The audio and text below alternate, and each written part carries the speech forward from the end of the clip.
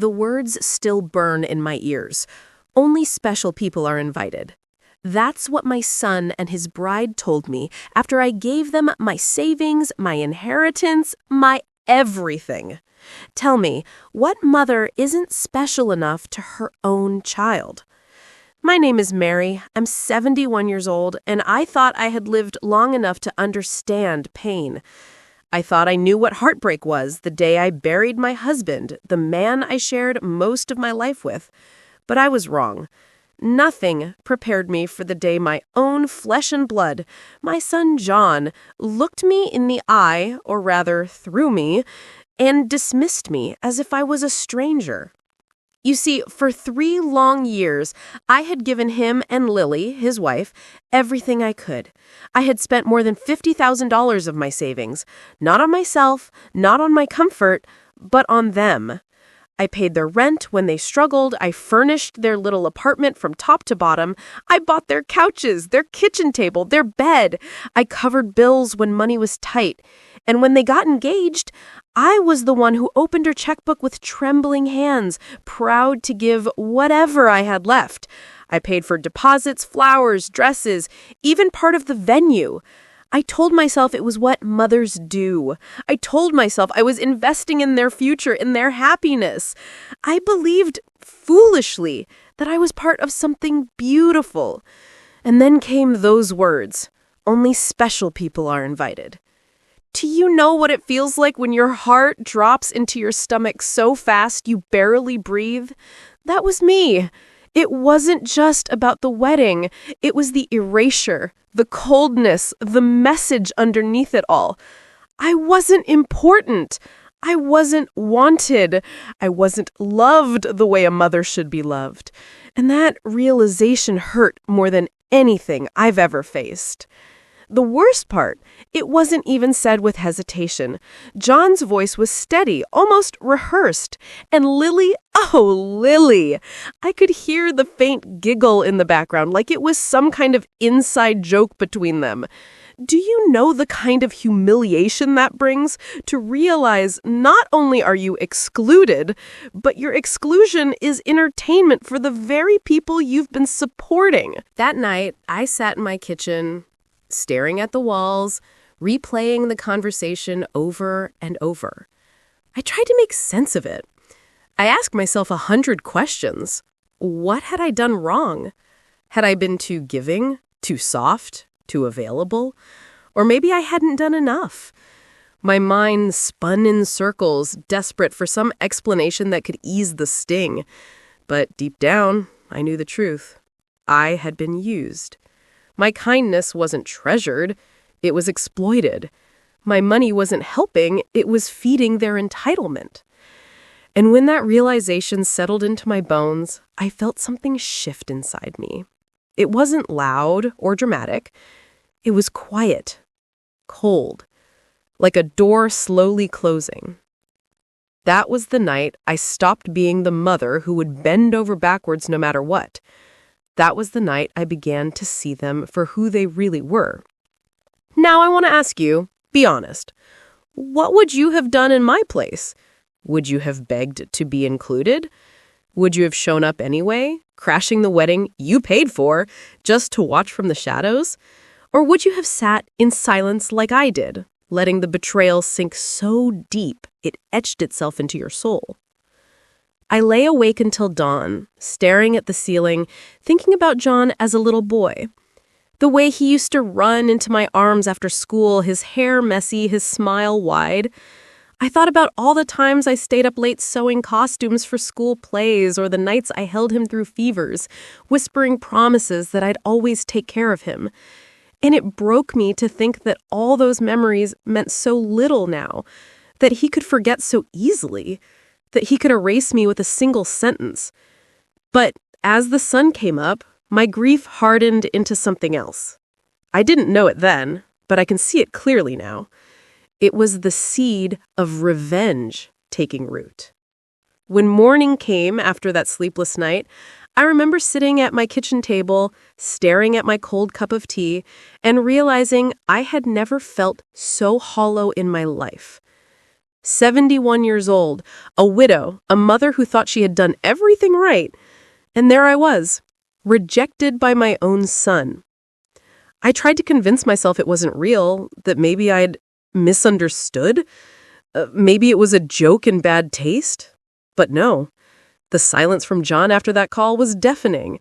There was no follow-up, no apology, no invitation, just a void. You know what's strange? For a long time, I used to imagine John's wedding as one of the brightest days of my life. I pictured myself in the front row, tears in my eyes, watching him smile at the woman he loved.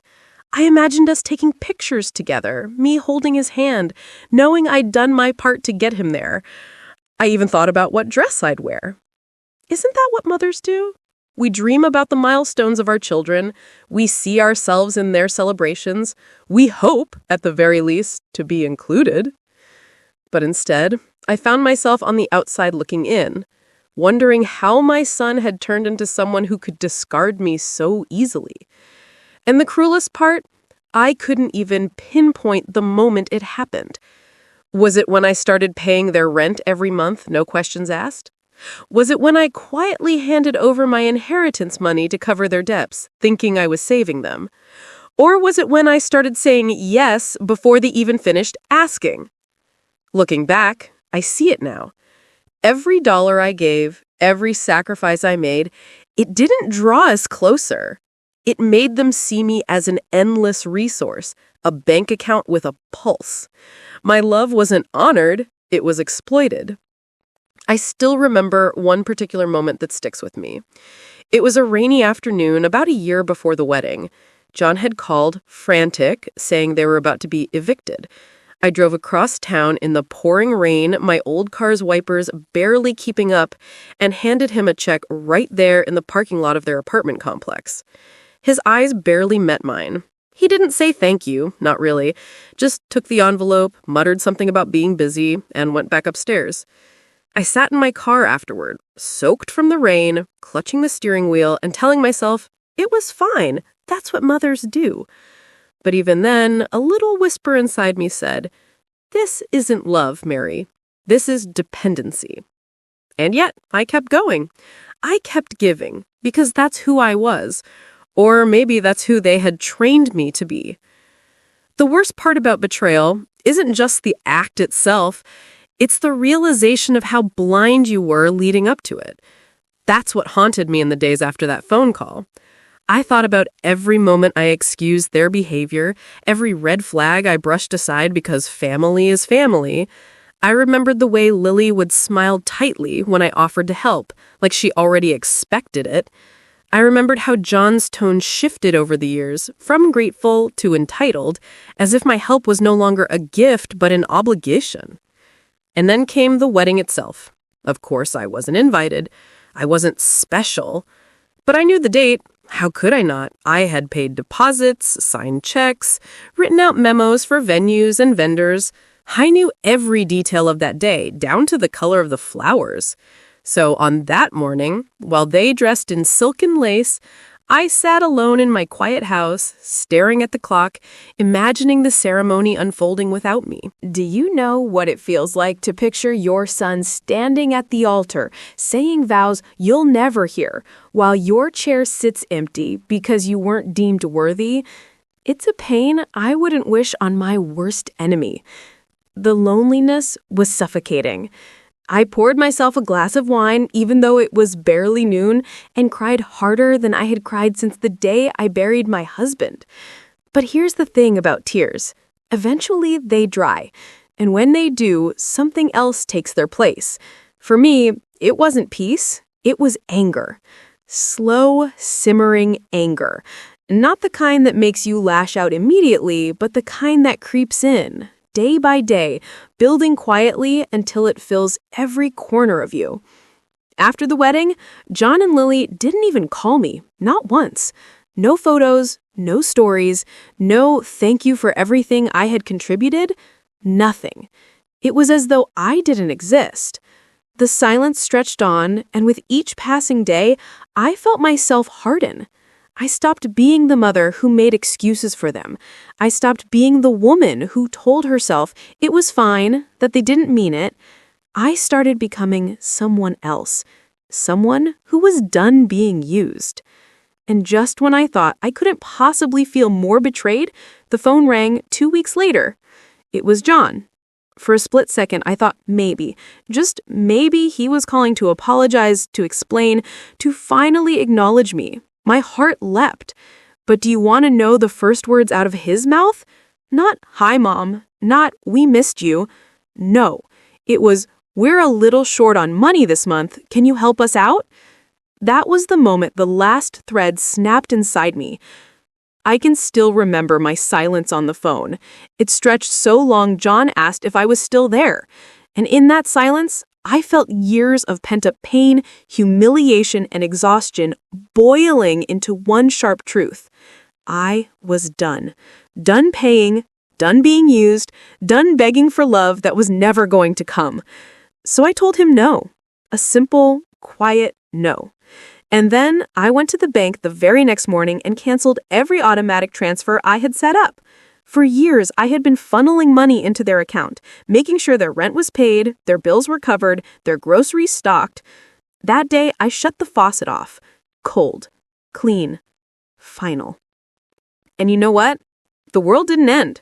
The sun still rose the next morning, but for John and Lily, their world began to crumble, and watching it happen, well, I can't lie to you. It felt like justice. But we're not there yet. That comes later. For now, I want you to understand the shift from heartbreak to clarity, from being a victim to finally reclaiming my power. It wasn't fast, it wasn't easy, but little by little, day by day, I stopped being the woman who waited by the phone, desperate for scraps of affection. I started becoming the woman who would eventually make them pay for every ounce of pain they poured into me. And trust me, when that revenge finally came, it was sweeter than anything I could have imagined. When I cut off those automatic transfers, I thought maybe I'd feel guilty. I thought maybe I'd lie awake at night, wondering if John and Lily were okay, if they had food on their table, if the lights stayed on. That's what I had done for years, worried, carried their burdens, lost sleep over their choices. But you know what surprised me? The silence in my house felt lighter. My chest felt looser, like I had been carrying a sack of stones for years and finally set it down. For the first time in forever, I could breathe without feeling crushed by responsibility that was never mine to begin with. But of course, that peace didn't last long. The first call came 2 weeks later. John's name flashing on my phone used to fill me with warmth, but now it only twisted my stomach. I knew exactly what it meant. And I was right. His voice was tense, sharper than usual. Mom, the rent's due and we're short. The transfer didn't come through. Did something happen with the bank? I'll never forget the way he said it. Like it was the bank's fault. Like it couldn't possibly be me choosing to stop. I stayed quiet for a moment, and then I said, clear as day, "No, John." I stopped it. "I can't keep supporting you like this. You're married now. You and Lily need to stand on your own."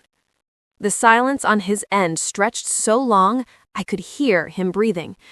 And then, in the background, Lily's voice cut in, sharp as a knife. "Are you serious? After everything we've done for her, she's cutting us off? Everything they'd done for me? Can you believe that?" I almost laughed. What exactly had they done for me besides drain me dry? But John didn't defend me. He didn't tell her to hush. He joined right in, his voice rising with anger. "Unbelievable, Mom.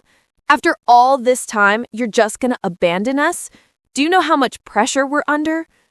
Pressure. As if I hadn't lived under pressure my entire life.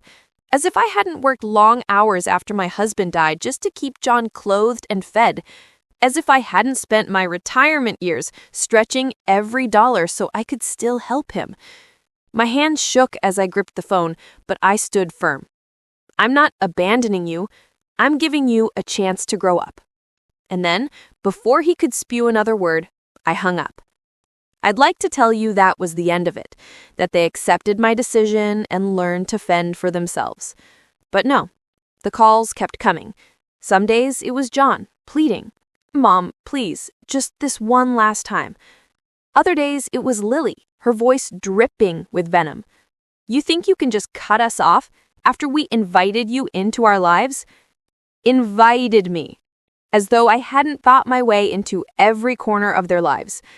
The worst was when they tried guilt. John called one night, his voice low, trembling. "Do you want us to be homeless? Is that what you want, Mom? Because that's where this is headed." For a split second, I almost broke. The mother in me wanted to swoop in, to rescue, to fix it all. But then I remembered that wedding. I remembered sitting alone, uninvited, while they danced in clothes I'd paid for. And my resolution hardened. "I want you to take responsibility for your choices," I said. "I'm not your safety net anymore." They didn't like that answer. Not one bit. The messages started turning nasty. Short, cruel little texts that said things like, "Fine, we see where we stand," or "Don't bother calling us when you need something," as though I'd ever ask them for anything, as though I hadn't spent decades giving and giving without asking for a single thing in return. And through it all, something inside me was shifting. For the first time in years, I started thinking about myself. I looked at my bank account and realized I still had time to rebuild. I cut back on the constant worrying and started focusing on small joys, reading by the window, tending my little garden, and even joining a seniors book club at the library. And every time John and Lily tried to claw me back into their chaos, I grew stronger. But make no mistake, I wasn't free from the hurt. Every voicemail, every bitter word, it scraped at the wound. And the more they tried to punish me for taking back my life, the more I realized they didn't see me as a mother anymore. To them, I was a wallet with a heartbeat, nothing more. And I'll be honest with you, there were nights when I lay awake, staring at the ceiling, and wondered if maybe I had failed somewhere. Maybe I had raised him wrong. Maybe I had been too soft, too generous, too forgiving. Have you ever asked yourself those questions? Have you ever looked back at years of parenting and wondered if the love you gave somehow turned into weakness? That was me, over and over, battling guilt in the dark. But guilt only lasts so long before it hardens into something else. And with every cruel word they threw my way, I felt a new emotion building: determination. Not just to protect myself, but to make sure they felt every ounce of the pain they had caused me. And here's the thing about revenge. It doesn't come all at once. It starts as a thought, a whisper in the back of your mind. What if I let them fall? What if I stopped saving them? What if I let them taste the consequences they've been shielding themselves from? That whisper grew louder with every call, every text, every bitter reminder of how little they valued me. And by the end of that month, I wasn't just Mary the mother anymore. I was Mary the woman who had been pushed too far, Mary the widow who had nothing left to lose, Mary who was beginning to plot. And believe me, when you strip everything away from a woman who has sacrificed her whole life, what's left is not weakness. What's left is fire. After I shut the transfers off, after the calls and the venom and the hollow promises, I realized revenge wasn't going to be some cinematic explosion of rage. It wouldn't be a single dramatic moment where I stood up and screamed and all wrongs were suddenly made right. Revenge, I decided, would be a slow and precise thing, measured, patient, and built to hurt in the exact ways they had hurt me, by taking away what they loved most. Not by violence, my hands are too old for that, but by stripping away the comforts I'd built for them out of my own kindness. I wanted them to feel the cold wind of consequence, the way I had felt the coldness of their rejection. The first thing I did was get my papers in order. For years, I'd scribbled checks, made transfers, handed over envelopes, and never kept a neat record because, frankly, I trusted them. Trust makes us sloppy with our boundaries. But if I was going to reclaim myself, I needed to know the truth in black and white. So I sat down at my kitchen table with my old bank statements spread around me like a map. I traced dates, amounts, memos, anything that connected my account to their lives. There it all was. Every rent check, every deposit for furniture, the little notes I'd written in the margins. For John and Lily, rent. Venue deposit. Seeing it laid out like that made something inside me both ache and steady. I saw how much I'd given, and I also saw the power of proof. Proof became my first weapon. Not the sort of weapon that hurts people physically, but the kind that makes lies wobble and entitlement look small. I made copies, organized folders, wrote a timeline.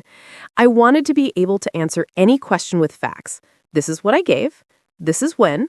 This is why. If they tried to gaslight me, I would have numbers to hold up to the light. Then I did something I never thought I would do. I spoke to someone with sharp teeth. A lawyer. The word felt foreign in my mouth at first, like I was betraying some ancient code of family privacy. But lawyers aren't just for criminals or corporations. They're for people who's been wronged and want to understand their options. I sat across from a woman who looked younger than me, but spoke with the kind of calm certainty I had been missing. She explained things plainly. Gifts are complicated. Verbal promises carry weight sometimes. And there were routes I could take if I wanted to reclaim money given under false pretenses.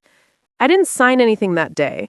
I didn't make threats or promise lawsuits. I listened, asked questions, and left feeling steadier. Just knowing there was a legal path, one that would require patience, documentation, and possibly a firm letter from her firm, was another small victory. It meant their entitlement could meet something tougher than my silence.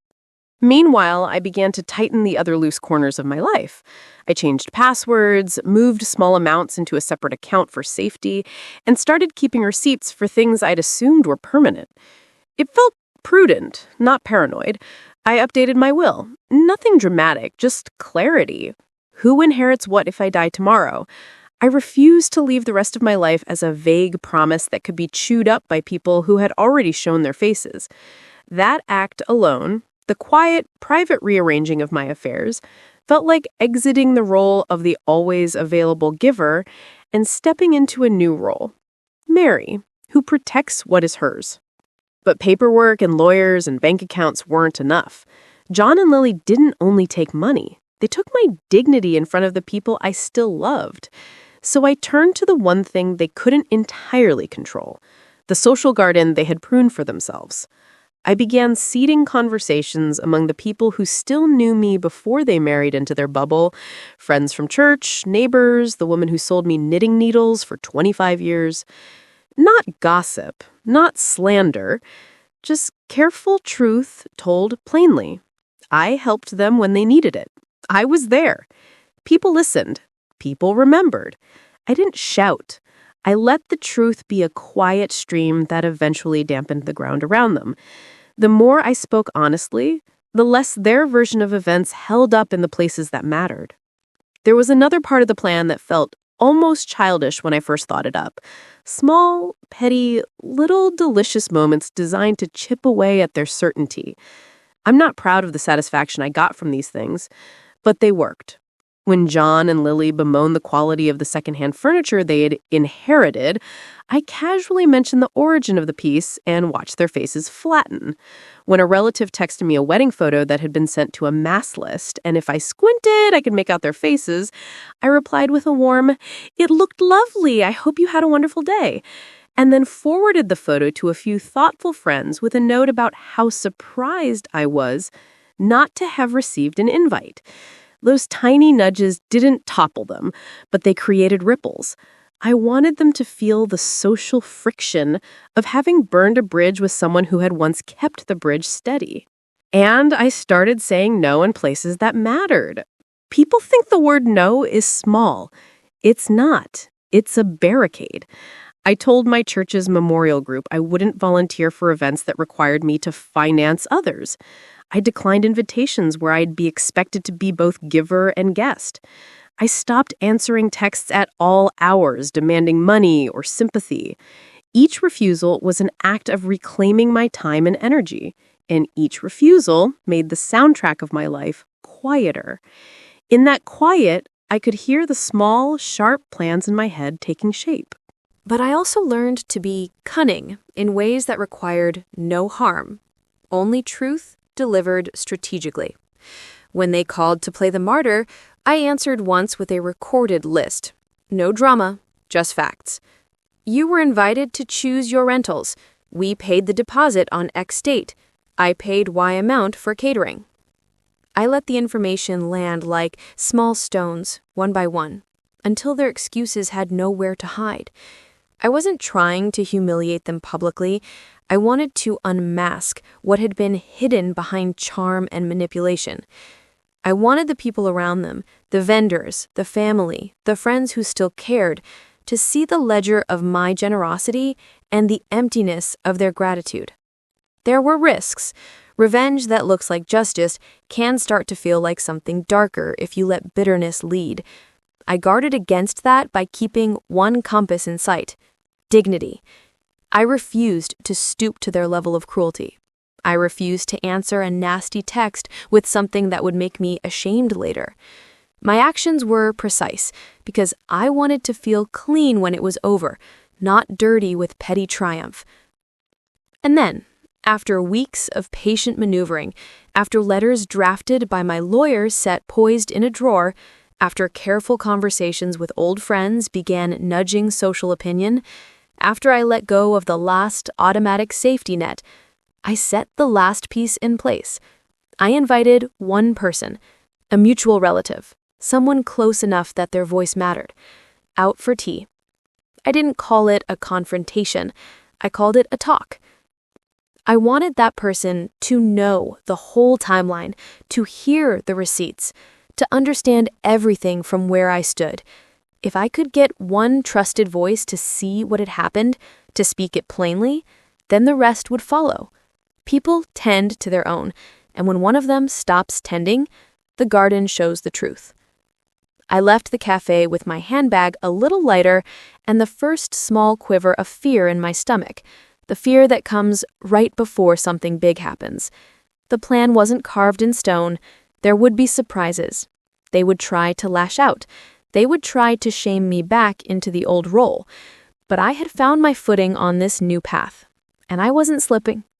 So I tightened my grip and waited, because the next move needed to be both patient and perfect. And if you've ever wondered whether a quiet, methodical person can pull off a real reckoning, you'll see soon enough.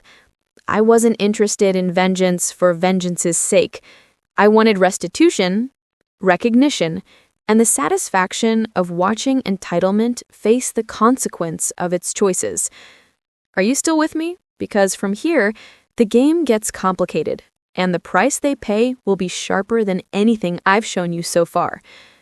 When the first real consequence landed, it felt almost surreal, like watching a movie where you already know the twist, but the audience hasn't caught up yet. I had prepared the little dominoes, arranged them carefully, and then stepped back to see which ones would fall. The first to tip was not a dramatic public exposure or a courtroom showdown. It was smaller and somehow more delicious. Vendors started asking for final payments. You might think vendors are impersonal, but they are the nervous muscle of celebrations. They remember deposits, signatures, last-minute calls. One afternoon, a soft-voiced woman from the catering company called me directly because she had my name on a contract. She sounded embarrassed. Contractual confusion, she said. "Mrs. Carter, we have a gap in our records. Can you confirm the remaining balance?" I told her plainly that I had records showing payments I'd made and asked her to check their files again. Her hesitation was a sound I had wished to hear for months. It meant someone else was looking. It meant that the tidy story John and Lily had been telling might not stand up to a little scrutiny. That call set off a chain. A florist who had been paid with one of my checks began asking probing questions. A rental company called to confirm a bounced payment. It was slow and annoyingly polite work, but steady. Each vendor that rang me was another small nail in the lid of their tidy little story. I didn't need the entire town to know. I needed enough people to doubt. to fact check, to whisper. And the whispers found their marks. John and Lily reacted the way entitled people do when the hand that fed them stops, with fury disguised as desperation. John called more often, more frantic now. "Mom, please," he said once, voice ragged. "They're threatening to cancel things. We're so close. Please, just help us get over this hump." He wanted me to patch their mess again. He wanted me to be the savior. But this time, I had a different plan. I could have paid a portion, kept things quiet, and returned to my old role. Instead, I asked for something I'd never asked for before: accountability. Show me the receipts of what you've spent. Show me what you've actually committed to, and explain why you think my money can always be the answer. He couldn't. Not clearly. He stumbled, and Lily's answers were even thinner. Numbers that didn't add up, promises to pay later, and the kind of excuses that sounded rehearsed. The panic in their voices was satisfying, yes, but it also made me nervous. When people panic, they lash out, and their lashing out is unpredictable. They tried manipulation first. Lily sent me a long message dripping in faux remorse that read like a script. "We're sorry if we hurt you, Mom. We never meant for you to feel excluded. It was complicated, but we love you." Do you ever read words like that and feel them slide off you like water on wax? I did. I saved the message. It would be useful later. When manipulation failed, they turned to threats. A voicemail left on my phone one night was venomous. John shouting, accusing me of ruining his life, of stealing his future. He said things you should never have to hear from your child. I played that voicemail once, twice, and felt each ugly word ricochet inside me. I could retaliate with fury, with a public smear, with something that would humiliate them in the same language they used on me. But I kept my compass. Dignity. I filed the voicemail where I kept other evidence. And then there were the close calls, those little moments that make a plan go brittle. Once, Lily came by my house unannounced. She knocked soft but urgent on my door, acting small and sorry. I saw through it, of course, but for a beat I worried, what if she was there to apologize in earnest? What if she had changed? I opened the door only a crack and listened as she tried to charm her way back in. I let her speak until she ran out of words. Then I closed the door gently but firmly. I didn't slam it. I didn't make a scene. That afternoon, standing in my hallway, I felt the taste of victory and the weight of responsibility. Because revenge, even well planned, carries consequences you must be ready to accept. There was a moment when the temptation to back down fluttered across me like a moth to light. A cousin I hadn't spoken to in years called and said softly, "Mary, I heard some things. Are you sure you want to go down this road?" In that tiny voice, I could hear the echo of my younger self, the one who forgave easily, who wrapped her son in blankets and forgot the cold. For a few nights, I battled that memory.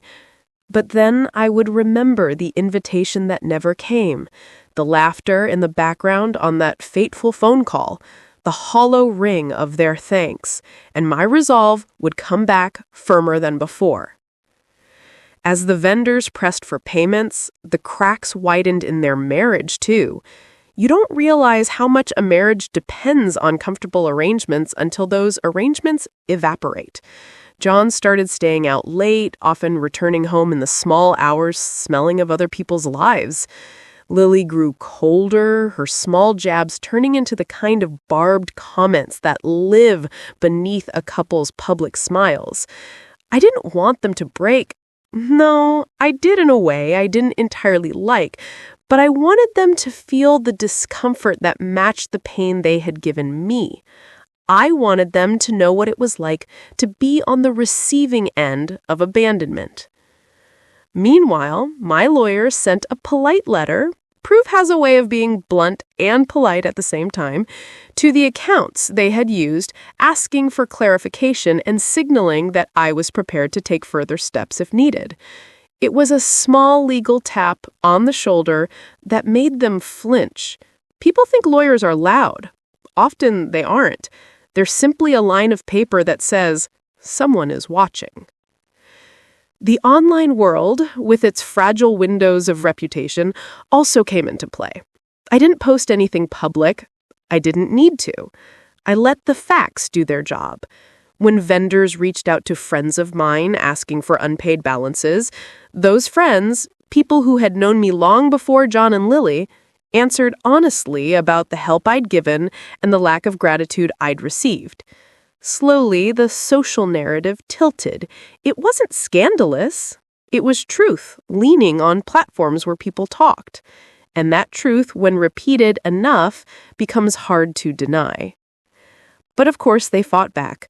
John tried to enlist family to berate me, to shame me into sending money. A family group chat filled with accusations, with people taking sides, with words that cut. That one hurt more than any vendor's call. Family is supposed to be the harbor in a storm, but theirs turned into a courtroom where I had to stand and defend myself. I answered with facts, dates, amounts, receipts, and the chat quieted down. Some relatives looked embarrassed, others scrolled on, uninterested. It was messy and human and imperfect, and more than anything, it taught me that justice doesn't always look like a triumphal parade. Sometimes it looks like a slow, patient reclaiming of your life. There were nights when I watched the light in their upstairs window go out sooner than usual and felt a stab of pity.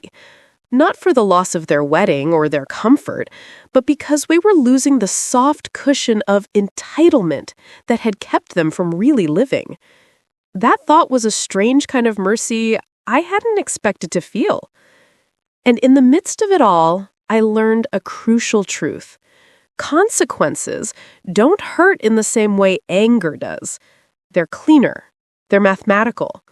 You stop being the outraged mother and become the executor of cause and effect. When they missed payments, when vendors called, when the couple argued in voices I could hear through thin walls, it was the sound of accountability. It wasn't always satisfying in the melodramatic sense, but it was true. It was something I could measure. One night, when the house was quiet and the moon was a pale coin outside my window, John called again. His voice had a hollow edge. "Mom," he said, "things are falling apart." I didn't answer right away. For a moment, I let the line hum with silence so he could feel it. Then I said, simply, "Then start fixing them," he pleaded. And I listened to the same lines I'd heard for years. But this time, my answer was different. "Start fixing them yourself, John. I'm done fixing them for you." Then I hung up. I'm not proud of every part of this road. There's a coppery taste in the mouth of anyone who decides to let others face the fallout of their choices. You wonder if you've gone too far. But I will tell you something true. When people who have taken you for granted finally meet the bills they thought someone else would always cover, they sit up straighter. They grow into the person they were supposed to be, or they don't. Either way, you are no longer the one shrinking yourself to keep them large. The storm was building, and when it broke, it would be because I had finally stopped shielding them from the weather. The question wasn't if I would be blamed. Of course I would be. The world always blames the person who refuses to play the same old role. But I was ready for that. Ready to stand in the exposure and say, "This is what I've been carrying, and I am done." The storm finally broke on a Sunday afternoon of all days. Sundays had always been family days in my house. Church, roast chicken, laughter, the ordinary warmth of being together. But this Sunday, the warmth was gone. What I got instead was a phone call from my niece, a kind girl who had grown up treating John almost like a brother. Her voice was cautious, almost guilty. "Aunt Mary, I need to tell you something. John and Lily, they've been telling everyone that you refuse to help them in their time of need, that you're holding money from them out of spite." For a moment, the room spun. I had known whispers were going around, but hearing it, laid out so plainly from someone I loved, was a different kind of cut. My own son, my own flesh, had decided that the only way to shield himself was to paint me as cruel and selfish. After everything I had given, after every sacrifice I'd made, I had now been turned into the villain of their story. And here's the part that still astonishes me. A part of me wanted to call him right then and scream, demand he correct it, beg him to stop dragging my name through the mud. But another part, the stronger part, knew that if I did, he would only spin it further. He'd twist my anger into more evidence of spite. So instead, I took a deep breath and asked my niece calmly, "Did they show you proof? Did they tell you what I've already given?" She hesitated. Then softly she said, "No. Just words." That hesitation told me everything I needed. Words can crumble when you hold them up to the light, and I had plenty of light to shine. The very next week, I invited a handful of family members over for tea.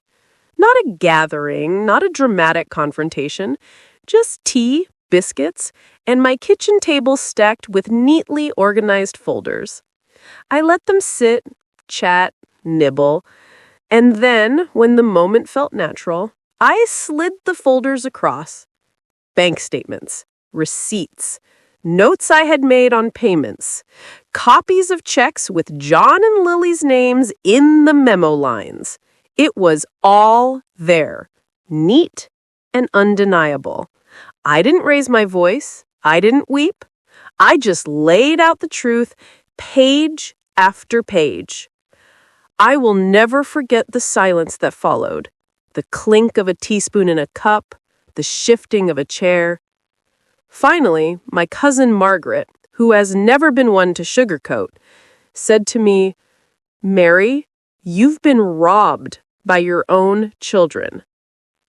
The words cut me like glass, because hearing them out loud made it real in a way my own thoughts never had. But they also stitched me back together, because if other people could see it, if they could name it for what it was, then I wasn't crazy. I wasn't bitter. I was simply a woman who had been used and discarded and who had finally decided enough was enough. It didn't take long for the story to shift. Family members who had once parroted John and Lily's version grew quieter, less sure. A few even reached out privately to apologize for doubting me. The truth has a way of rippling outward, slowly but surely, and I could feel the current changing. But with that current came something else. John's rage. He must have sensed it, because his next call wasn't begging, it was an attack. He accused me of trying to turn the family against him, of meddling in his marriage, of being jealous of Lily. Jealous, imagine that. A 71-year-old woman who had drained her inheritance for her son, being accused of envying the very woman who had cut her out of her own child's wedding. I listened in silence until he was done, and then I said, "John, people are finally hearing the truth. If that feels like an attack, maybe you should ask yourself why." And then I hung up. That night, I lay awake staring at the ceiling. The house was too quiet, the shadows too long, and the voice in my head wouldn't stop asking, had I gone too far? Had I destroyed my relationship with my son beyond repair? The weight of motherhood is strange. You can be wronged 100 times over and still some part of you aches for reconciliation. But then, as I lay there, I remembered that phone call, the one where they told me only special people were invited. I remembered the hollow sting of being cast aside like a stranger. And my resolve hardened again. What would you have done in my shoes? Honestly, tell me, would you have swallowed that kind of betrayal? Or would you have stood up even if it meant losing your child in the process? The fallout wasn't just emotional. Practical cracks began to show in their lives, too. Word spread beyond the family. Vendors they still owed money to grew impatient and less forgiving. One of them even showed up at their apartment, demanding payment in front of neighbors. That humiliation was their own doing, but I won't lie, I felt a grim satisfaction knowing the pedestal they had built was wobbling for all to see. Lily, always the image-obsessed one, tried to save face on social media with pictures of brunches, vacations, and new outfits. But people aren't fools. When you owe thousands to local businesses but you're flaunting designer shoes, whispers start, comments appear, and in those comments, the cracks widened. Meanwhile, I stayed quiet, dignified. I didn't need to gloat, didn't need to post cryptic quotes or make a scene. I let the truth and their own choices do the work. That's the thing about revenge done right. It doesn't always require you to swing the hammer yourself. Sometimes all you have to do is step back and let the structure they built on lies collapse under its own weight. But make no mistake, watching it unfold tested me, tested my patience, tested my heart, tested my faith. Because there were moments, I confess, when I still hoped for a knock on my door, for John to walk in, eyes full of tears, and say, "I'm sorry, Mom, I see it now. I was wrong." But that knock never came. Instead, what came was more bitterness, more blaming, more attempts to drag me back into the role of savior. And every time they tried, my answer was the same. No. No, I won't fix this. No, I won't pay that bill. No, I won't play the villain in your story so you can keep playing the victim. Each no felt like a brick laid in the foundation of my freedom. And with each brick, I could feel the weight I had carried for years lifting piece by piece. But don't think for a second that the climax was close. No, this was just the beginning of their real unraveling. What came next would be louder, uglier, and far more public, and I was ready. The explosion came sooner than even I expected, and it came in a place they cared about most, their carefully curated public image. John and Lily had built themselves up in the community as the polished couple, the ones who always dressed well, hosted gatherings, and gave off the air of success. People envied them, whispered about how lucky they were, how well they had done for themselves. They had worked hard to maintain that illusion. But illusions, my friends, are fragile things. All it takes is one crack and the whole facade shatters. That crack appeared at a local charity dinner. I wasn't there, of course. I wouldn't have stepped foot in that hall even if they paid me. But word travels fast in small circles. A vendor they still owed money to happened to be catering the event. Right there, in front of donors, business owners, and even a few extended relatives, he confronted them. Calm but firm, he asked why his final payment still hadn't been made months after the wedding. People turned. Heads swiveled. Lily tried to laugh it off, her smile too tight, her cheeks red. John stammered something about a bank mix-up. But the vendor was not fooled. He told them plainly, "Your mother already covered your deposit. You owe me the rest." Silence. The kind of silence that spreads across a room like spilled wine. It was the kind of silence that makes people shift in their seats, that makes eyes dart, that makes reputations wither. They left early that night, faces pale, smiles cracked, and within 24 hours, the whispers were everywhere. You see, people might forgive arrogance if it comes with success, but they do not forgive arrogance built on lies and unpaid bills. Suddenly, their friends weren't so eager to post brunch photos together. Invitations slowed. Texts went unanswered. That social circle they had worked so hard to climb into began quietly closing its doors. John, of course, blamed me. His voice on the phone was hoarse with fury. "You set this up. You're ruining us," he spat.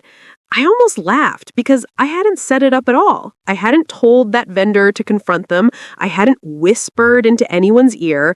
I had simply stopped shielding them. Their ruin wasn't my doing. It was their own. But I said none of that.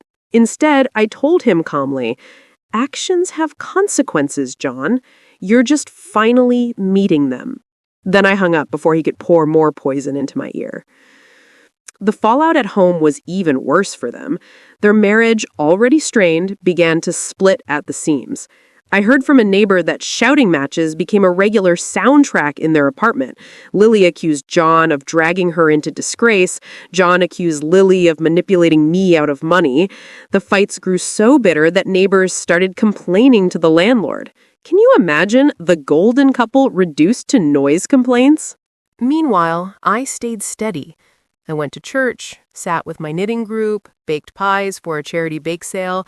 I didn't hide, didn't gloat, didn't seek vengeance in loud or dramatic ways. My revenge was in the silence I kept, the composure I carried, while they flailed in the chaos they had created. But that doesn't mean I didn't feel it. There was a satisfaction, deep and undeniable, in knowing they finally understood what it was like to lose something they thought was secure. Every time I folded another receipt back into its folder, every time a family member told me quietly, "You did the right thing," I felt that satisfaction grow. Of course, Lily wasn't one to go down quietly. She tried to claw her way back by calling relatives late at night, crying into the phone, painting herself as the victim of a cruel mother-in-law. But lies sound thin when the truth is already out in the open. People sympathized politely, but they didn't believe her anymore. Not when they had seen the evidence, not when vendors had their own stories to tell. The turning point, the moment I knew the tide had fully shifted, came when Margaret, the same cousin who had once doubted me, called to say, "Mary, don't you worry. Everyone knows the truth now. They showed their colors and people are talking." And she laughed, a sharp little laugh, not at me, but at them. It was the laugh of someone who had seen entitlement fall flat on its face. And here's the thing. I didn't need to push it further. I didn't need to make some grand spectacle. The beauty of my revenge was that it was self-sustaining. The more I stayed quiet and dignified, the louder their failures became. Their reputation was in freefall, their finances were crumbling, and their marriage was cracking under the strain. All I had to do was stand still and let gravity finish what I had started. But I won't pretend it was easy. Nights were still lonely. I would sit at my kitchen table with a cup of tea, staring at the old family photos on the wall, and wonder, was this really justice? Or was I just a mother cutting the last ties to her child? That question haunted me, and maybe it still does. But then I would hear his voice in my head spitting that I wasn't special enough to be at his wedding, and I would remind myself that some ties deserve to be cut when they become chains. So no, I didn't rejoice in their pain. I didn't dance on the ashes of their lives. I simply watched from a distance as the people who once used me learned, finally, what it feels like to stand on their own 2 feet, with no mother to cushion the fall. And trust me, their fall was only just beginning. Their fall reached its peak in a way that was almost poetic. Remember that house John and Lily had boasted about buying? The one they paraded in front of relatives, claiming it was theirs alone, a symbol of their independence? Turns out the mortgage was far too heavy for them to carry, especially once bills piled up and vendors began demanding payment. Without my quiet financial help, the help they mocked, the help they thought they no longer needed, they were drowning. The first sign came in whispers again. A friend from church mentioned she had seen a notice posted on their front door. Bank repossession, she said quietly, almost with pity. I kept my face calm, but inside, I knew the storm had finally broken. By the end of that month, John and Lily were forced to move out of their beautiful home. The image of them dragging boxes into a rented truck under the watchful eyes of neighbors spread faster than any rumor I could have started. They were no longer the polished, admired couple. They were a cautionary tale. And oh, how the family that once doubted me began to circle back. Cousins who had stayed silent started calling, some with apologies, some with shame in their voices. Mary, we should have believed you. You gave everything and they treated you like nothing. I didn't gloat. I didn't throw it in their faces. I simply said, now you see. But it wasn't just their home they lost. Lily, desperate to salvage their social standing, tried to hold a dinner party in their new, smaller rental. Only a handful of people showed up, and when one of them casually brought up the unpaid vendors and the repossession, Lily's face crumbled. The performance was over. They could no longer hide behind glossy photos or borrowed charm. Their downfall was complete, and everyone could see it. John, meanwhile, grew bitter. The once charming son who could talk his way through anything was now snapping at everyone. He called me again one night, his voice broken. "Mom, we need help, just a little, to get back on our feet." I could hear the desperation, the same boyish tone he used when he wanted a toy as a child. But I wasn't fooled. This wasn't innocence. This was consequence. My answer was steady, measured, final. "John, I gave you everything once. My savings, my inheritance, my trust. You told me I wasn't special enough to even be in your wedding. I won't make the same mistake twice." And I hung up. My hands were shaking, but not from guilt, from release. The next week, I heard that Lily had gone back to her parents for a while, leaving John to stew alone. Their marriage, once displayed like a prize, was now fractured, fragile, teetering on the edge. It wasn't my doing, it was theirs. And still, I found no joy in their suffering. What I found was peace. For the first time in years, I sat at my kitchen table and felt the weight lift off my chest. No more begging for scraps of affection, no more sleepless nights wondering what I had done wrong. I had done nothing wrong. The wrong was theirs, and now they were the ones paying the price. Some people might say revenge is about getting even, but for me, it wasn't about even. It was about balance, about taking back the dignity that had been ripped from me the day my son looked me in the eye and said I wasn't special. By standing firm, by refusing to save him from himself, I had restored that balance. And though I lost a son in the process, I gained something far more valuable, the unshakable knowledge that I was worth more than the way they treated me. But even with their downfall echoing around me, I couldn't shake one final question. Was this the end of my story with John, or was there one last twist left waiting in the shadows? Just when I thought the storm had passed, that the dust of their downfall had finally settled, John made one last desperate move that tested the strength of my resolve. It was a chilly evening, the kind where the air feels heavy with something unspoken, and I was sipping tea by my kitchen window when I heard a knock on the door. I almost didn't answer, but something told me to. When I opened it, there he was, my son. Except he didn't look like my son anymore. His once confident posture was gone, replaced by shoulders hunched with shame. His clothes were rumpled, his eyes tired, his whole presence dimmed. For a fleeting second, my mother's heart ached. I saw not the man who had betrayed me, but the little boy who once clung to my hand on his first day of school. "Mom," he said, his voice breaking, "please, just listen." I stood there, waiting. He stepped inside without me inviting him, pacing the room like a caged animal. "We lost everything. Lily's gone. The house, the car, the business deals, it's all gone. I don't know what else to do. I thought you'd always be there to help me, no matter what." I looked at him carefully. "John, I was there.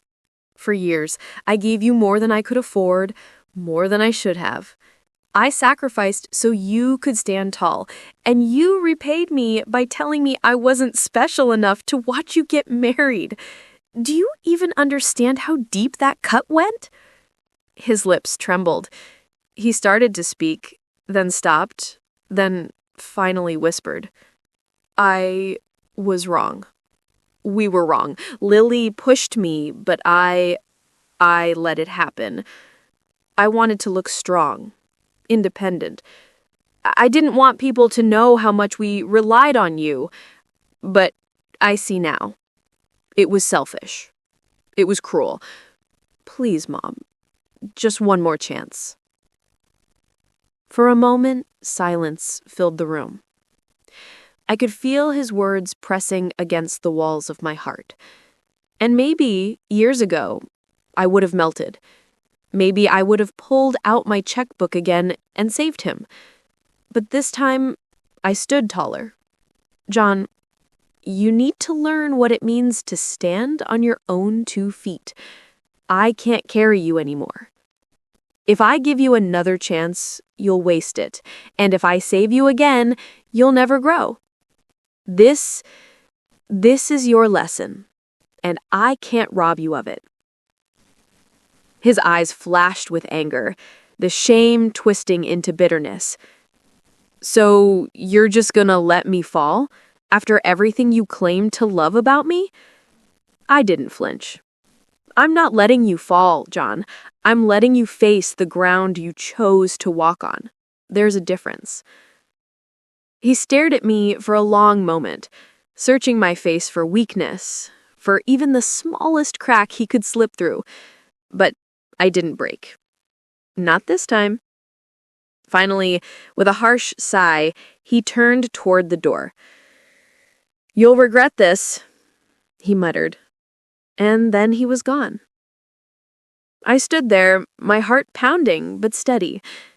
Maybe he meant his words as a threat. Maybe they were just the bitter cries of a man who had never truly learned consequences. Either way, they didn't shake me. I knew, deep in my bones, that I had made the right choice. And as the silence of my house wrapped around me again, I realized that this was the true end of our story. The moment I chose myself over the endless cycle of betrayal. But tell me, what would you have done? Would you have opened the door that night, or kept it locked forever? Would you have believed his tears, or stood firm like I did? When the door shut behind John that night, it was more than wood and hinges closing.